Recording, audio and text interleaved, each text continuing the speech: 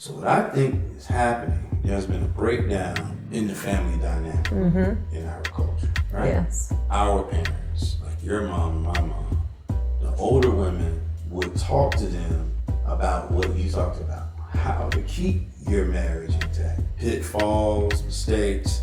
They had instruction. I think there's a lack of that now. And that's not just for the women. Sorry, guys. Say it. We're out of place. Right. We've gotten out of place. We're not the cornerstone of the community like we were designed to be. Thank you. We're not that keystone that holds everything together. Us as men have a responsibility. I'm going to go right down to where the rubber meets the road, man. You make a baby, you take care of it. This is what has made women be what they are now. Because guys didn't step up to the plate, so we put them in a bad spot. When we grew up here in Atlanta, 86% of all homes had a mother and a father in the house. We lived in a time where, in my opinion, men and women were still teammates and they liked each other. Say that part. We don't like each other anymore.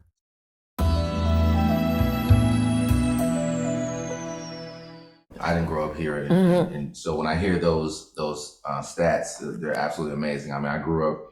My parents are still together 52 years. So I grew up with mom and dad in the home, my brothers and whatnot.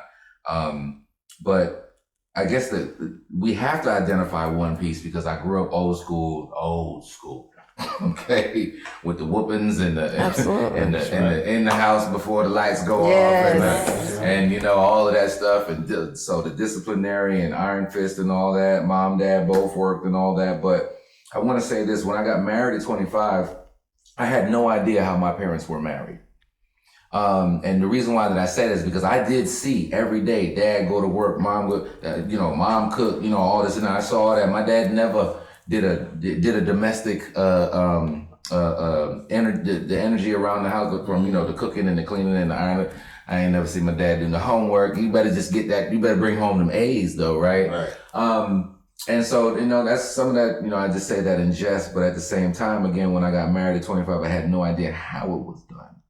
And I think that although our baby boomers are absolutely amazing individuals, we were more taught, particularly those who are inside of the church, of, just trust God and love.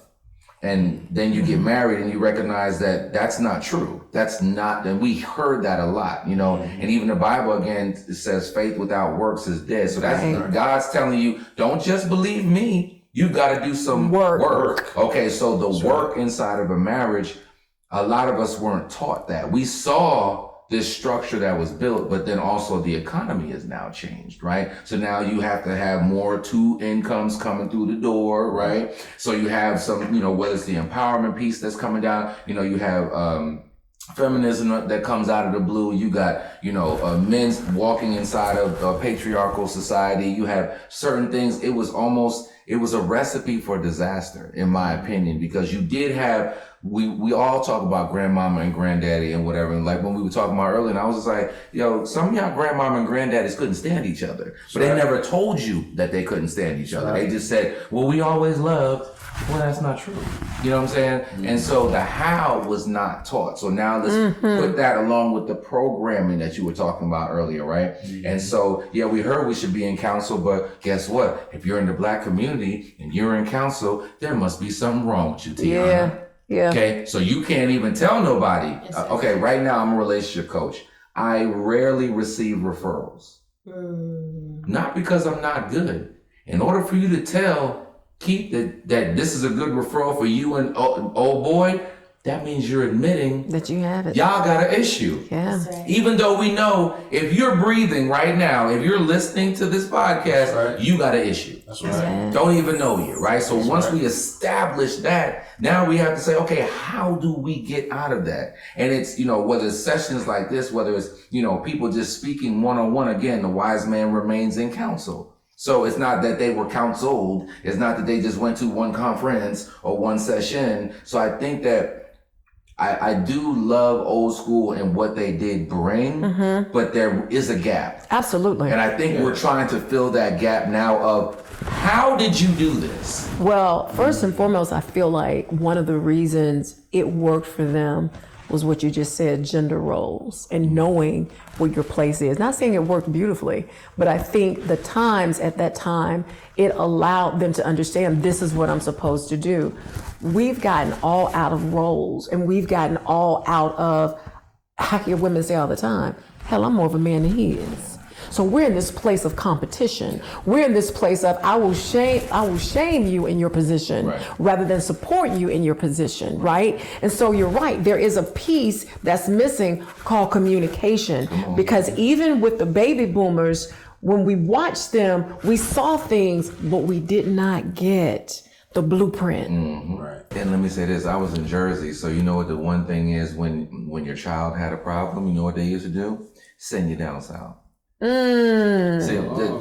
you from the area, because you know the South went like this up, right? So the roots were still down here, right? So the people who up north, if you got caught up doing something, if you got pregnant, that's right. Right, if you went to jail and got out, when you got out, your parents sent you down south to remove you from, I guess, one part of it, I guess, to remove you from the issue where you were, but also it's nobody can know what you got going on. Shh. And you know, bring your problems to the but church. here's the thing. So I'm gonna take it a little bit deeper with the baby boomers. The baby boomers were taught white is right. Period. Right? So anything that is going to shame the family, anything that's going to show that we are not appropriate, they silenced it. Right? It's more middle class stuff. Yeah, but I think that whole thing of it's all people can't know this. People can't know that. Projects or in middle class or not, you going down south. Right? And so it's not how did you work through it? Let's grab the community and help, let's partnership and all that. No, it's shh. And don't tell the church. Oh no, the church can't know. And that's where you're supposed to go to get you back. You see what I'm saying? So, but no different than the counseling thing I was saying. That's where you're supposed to go, right? But let's not do that because everybody's gonna think. So, the only reason why I brought that up is because I love the baby boomers, but like I said, that gap is what I think we're trying to fill right now. Every generation served its purpose as far as elevation. The thing that scares me now is that Generation X, Generation Z, and the millennials, they have all of this advantage. They have all of this opportunity, but they have no way of connecting. You got social media at your fingertips and you don't know how to talk to a person in the street. You got social media at your fingertips and you don't know how to ingratiate somebody at work. You have no empathy. You have no sense of self, truly, because in my opinion, y'all can get mad at me. Everything's been given to you. Yeah, that's right. Oh, most definitely. 100%. Yeah. They don't have the same grind and work ethic that we had. And I think in each generation it diminished, especially probably after the baby boomers, because they were the ones who were the trailblazers. Go ahead. You know what I mean? Xers and Y. Yeah, they were the ones who kind of made the difference and cleared the path. I'm gonna have to piggyback on that with you because I really feel like I'm a Generation Xer, and I feel like we dropped the ball on the generation that we're looking at right now. Is because I know for me, I gave my children the parent I wish I had. So I cheated them out of the parent that they needed. Without giving them the fundamentals that I learned and gathered and had my character built by. So, if I needed, a parent to give certain things, maybe that one time or maybe that 2 times, I made sure that I gave it to my children all the time. Yeah, no boundaries. So absolutely no boundaries. And they're entitled in a way that is a little bit sickening, right? Because they don't have the gratefulness. Like, I can say I'm entitled, but I earned my entitlement. I earned it because I also know how to be grateful. Right. Because I've been in situations where I did not have. My children have always had. Always had. Yeah. So they don't have that empathy, they don't have that gratefulness, they don't have those fundamental things that we gained in having the type of parents that we had. 100%. Great people. You're good until you don't do what I ask you. And you don't do what I ask you. We went from to that point. We went from do as I say, do not as I do to I'm just going to take everything that you said into consideration, and I'm going to now we're best friends with our children. And you know, I love to speak to that about raising as opposed to best friends. And I hope this lands correctly. Mm-hmm.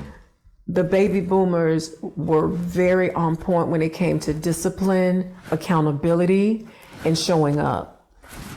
Where they fell off was grace, and they fell off when it came to negotiation and compassion. They were not very emotionally available. We to the whole other side and did not say structure. Like, one of the things I have to commend my mom. My mom is very much baby boomer, very hard knocks. But when I became pregnant with my first child, I respected my mother enough to listen. Right. There was a lot of stuff that I said, okay, I can take that and put that to the side. But she did an okay job with me and my brother, so she knows something I don't know, right? So that whole thing about the structure in the home, I followed to a T. Have a set bedtime, you know, make sure that they eat correctly. I was working a lot. By the time I divorced my first husband, I was running. I was working on my doctorate. I was raising my children. I was working 2 jobs. And so I tried to skimp on breakfast. I remember this clear as day. I was trying to give them oatmeal all the time or cereal, and she came to my house one day. She said, "Why aren't you cooking them a full breakfast?" I said, "Ma, I ain't got time to." She said, "I did it for you and I worked."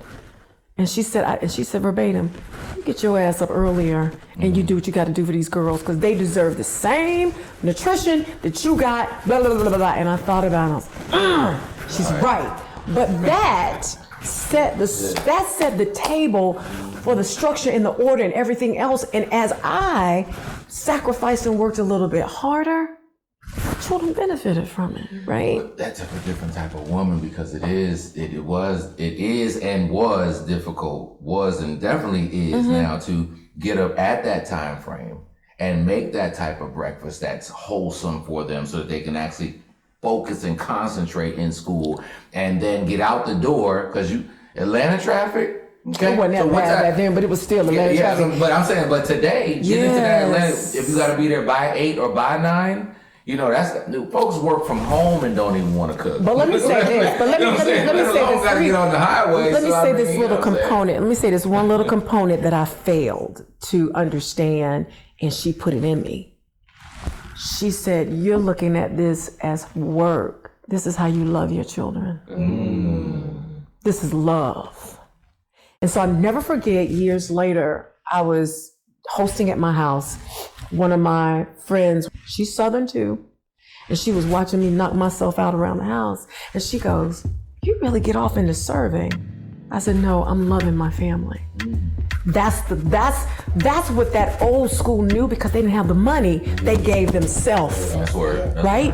You give yourself. You don't sit up here and just cut the check. And I used to worry because I didn't have a whole lot of money. And I'd be like, "Mom, I can't put them in dance classes. I can't do this." She said, "You give them you and see how they turn out."